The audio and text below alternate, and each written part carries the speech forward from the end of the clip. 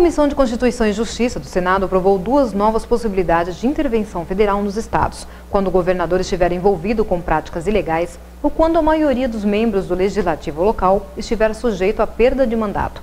As hipóteses previstas no projeto se assemelham ao caso ocorrido este ano no Distrito Federal, onde 1/3 dos deputados distritais e o então governador José Roberto Arruda estavam envolvidos no mensalão do Democratas. A proposta do senador petista Tião Viana prevê que o Senado exerça as funções do Legislativo onde houver intervenção. O senador questiona o fato de pessoas envolvidas em escândalos legislarem. Também vai caber ao Senado julgar o processo de cassação do governador quando a maioria dos membros do Legislativo local estiver envolvida no mesmo caso.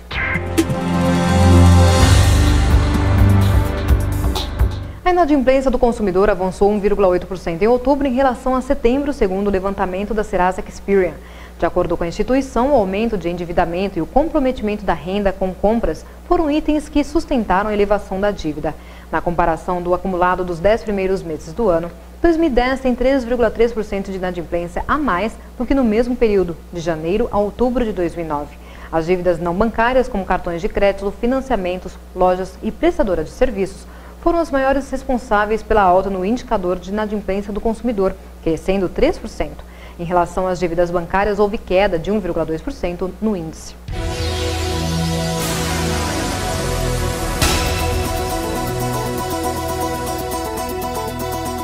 Estudantes de baixa renda serão beneficiados. As informações da TV Senado. Se chegar à universidade já não é tão difícil como era antes, permanecer nela continua sendo uma luta para estudantes de baixa renda. A necessidade de dividir o tempo entre o curso e o ganha-pão pode resultar em perda de rendimento e até abandono dos estudos. Um projeto em exame no Senado pretende facilitar a vida dos universitários carentes. Pela proposta, eles vão receber uma bolsa mensal no valor de um salário mínimo. O benefício existe atualmente, mas não tem força de lei.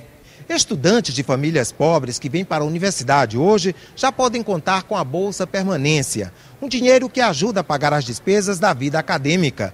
Mas se trata de uma política provisória que pode ser modificada ou até mesmo cancelada, segundo o entendimento do governo. Com esse projeto, o benefício se torna uma política permanente de incentivo ao universitário de baixa renda. Para receber a bolsa, é preciso comprovar renda bruta mensal familiar de no máximo 3 salários mínimos. O aluno selecionado terá de prestar serviço à União, trabalhando 20 horas por semana. Beneficiária de uma bolsa permanência, Luana Veio não concorda com a exigência de contrapartida. A própria LOAS, que é a Lei Orgânica da Assistência Social, diz que a assistência social não pode ser contributiva. Então, a assistência estudantil também, como uma política de assistência social, não deveria ser contributiva. Do contrário, ela deixa de ser assistência e passa a ser um trabalho como outro qualquer, talvez com uma remuneração melhor, um caráter um pouco diferencial, mas ainda assim um trabalho. E eu acho que a gente não tem que fazer esse tipo de assistência. O coordenador-geral do Diretório Central dos Estudantes da Universidade de Brasília, Jonatas Moretti, louva a iniciativa do projeto, mas também discorda da imposição da contrapartida. Para ele, o foco da Bolsa Permanência é igualar as condições do estudante de baixa renda com as dos demais. A Bolsa Permanência ela tem que postergar a entrada do jovem no mercado de trabalho para que ele, nos 4, 5, 6 anos que ele estiver na universidade, ele vivencie a universidade em tudo que ela tem para demonstrar para o estudante. Seja com projetos culturais, seja com o próprio movimento estudantil no DCE, em estudos acadêmicos, em projetos de pesquisa, em projetos de extensão, de iniciação científica. Ou seja, viver a universidade com tudo que ela apresenta. O senador Cristóvão Buarque elogia o projeto, mas sugere 2 mudanças. Eu creio que o serviço civil que o aluno fará tem que ser determinado. Alfabetizador de adultos. E os que não puderem dar aula ajudarão no programa de alfabetização, que tem muitas atividades necessárias. E segundo, eu sou francamente favorável a uma bolsa para que os alunos possam estudar, mas eu defenderia apenas para alguns cursos, não para qualquer curso. Eu concentraria, por exemplo, essa bolsa para o aluno que quiser ser professor, aquele que quiser estudar pedagogia ou licenciatura, aquele que quiser estudar, por exemplo, medicina mais voltada para o social.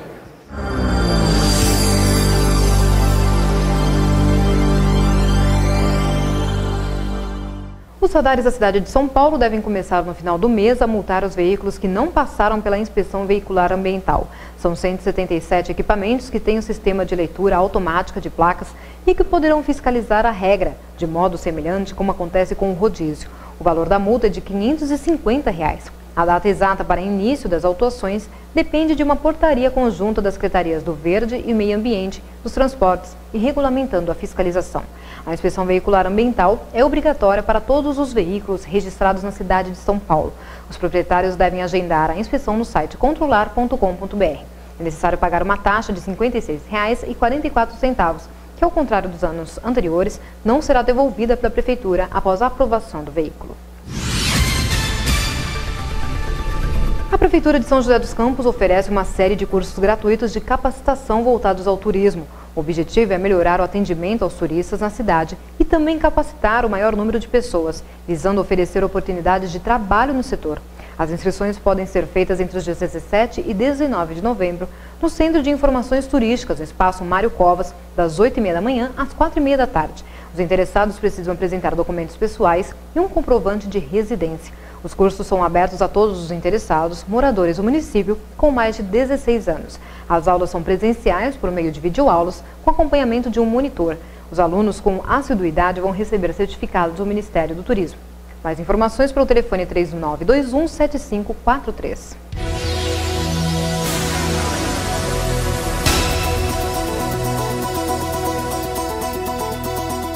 O Museu do Futebol em São Paulo conta fatos que marcaram o esporte. Os detalhes da TV Senado. Pacaembu, zona central de São Paulo. É o endereço do estádio Paulo Machado de Carvalho, batizado com o mesmo nome do bairro. Ele foi inaugurado em 1940, no governo Getúlio Vargas. Aqui os estudantes fazem fila para um passeio pelo Museu do Futebol.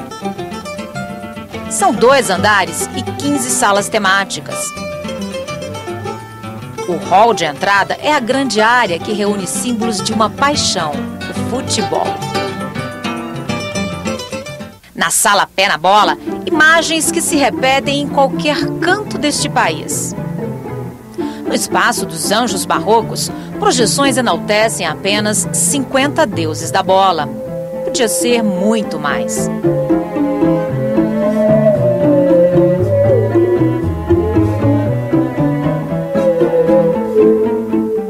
A Sala dos Gols reproduz histórias, lances inesquecíveis com depoimentos de artistas e comentaristas. Esta outra exalta o torcedor. 1-0 Brasil. A Copa é nossa. A derrota da seleção na Copa de 50 em pleno Maracanã, que deixou o brasileiro de coração apertado e calou o país, merece destaque.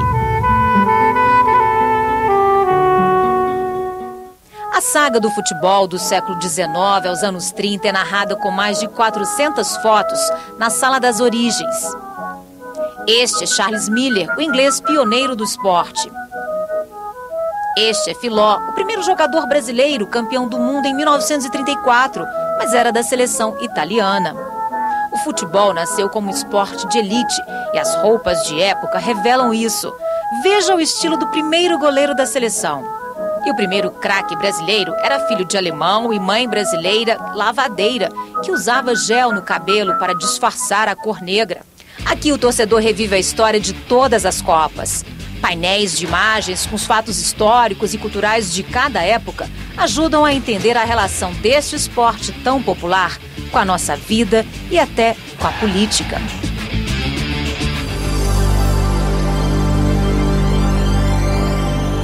Termina aqui o RVC Notícias, logo voltaremos com mais informações.